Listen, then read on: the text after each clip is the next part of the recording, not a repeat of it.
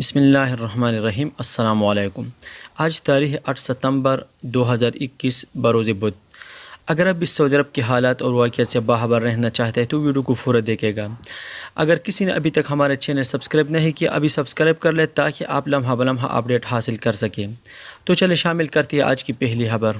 سعودی فضائیہ کمپنی ناس ایئر نے جمعرات 9 ستمبر سے دبئی کے لیے یومیہ پروازیں چلانے کا اعلان کیا ہے۔ اجل ویب سائٹ کے مطابق ناس ایئر امارات سے سفری پابندیاں اٹھائے جانے پر دبئی کے لیے پروازیں دوبارہ شروع کر رہی ہے۔ سعودی وزارت داخلہ نے منگل کو بیان میں کہا تھا کہ بدھ 8 ستمبر سے امارات، جنوبی افریقہ اور ارجنٹائن سے آنے والوں کے لیے مملکت کے ہوائی اڈے، بندرگاہیں اور بری سرحدی چوکیاں کھل جائیں گی۔ سعودی شہری امارات سمیت تینوں ممالک کا سفر کر سکیں گے۔ اس فیصلے پر عمل درآمد شروع ہو چکا ہے۔ سعودی حکومت نے پھر کہا کہ سب لوگ کورونا ایسوپیز کی پابندی جاری رکھیں۔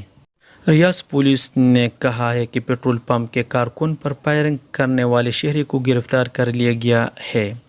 اجل ویب سائٹ کے مطابق ریاض ریجن پولیس کے ترجمان میجر خالد القردیس نے کہا ہے کہ فائرنگ کے بعد کارکن زخمی ہو چکا ہے، تاہم اس کی حالت قابو میں ہے۔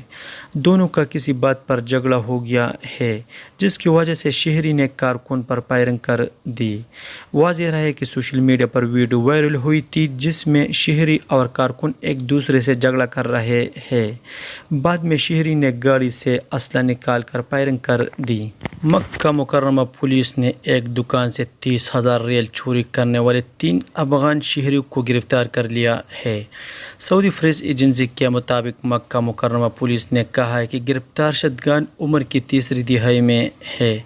انہوں نے جدہ میں واقع ایک دکان پر ڈاکہ ڈال کر وہاں موجود رقم چوری کی ہے۔ پولیس نے کہا ہے کہ جائے واردات سے جمع ہونے والے شواہد کی بنا پر ان کا سراغ لگایا ہے۔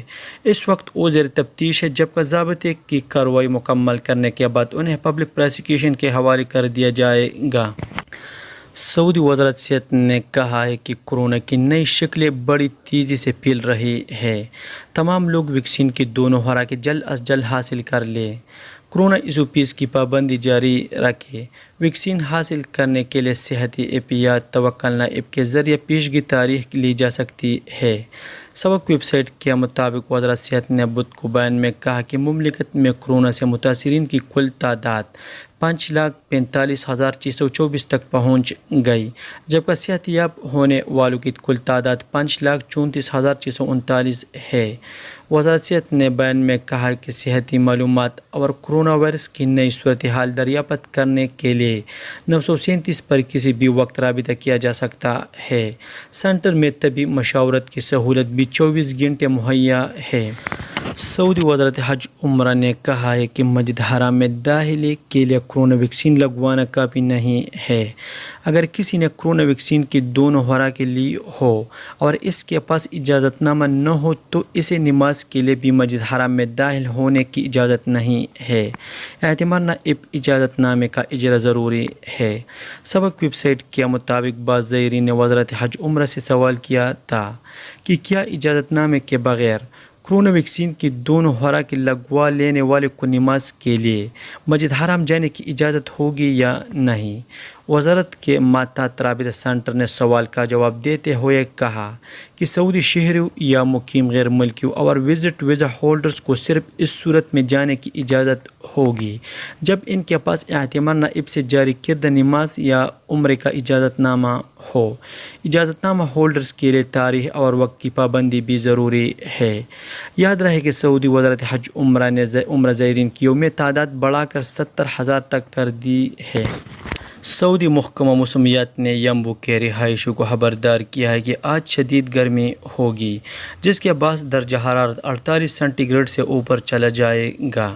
سبق ویب سائٹ کے مطابق محکمہ نے رہائشیوں کو دھوپ سے بچنے اور احتیاطی تدابیر اختیار کرنے کی ہدایت کی ہے۔ محکمے نے کہا ہے کہ آج دوپہر 12 بجے سے شام 4 بجے تک گرمی کا عروج ہوگا جس کے دوران گرم ہوا بھی چلے گی۔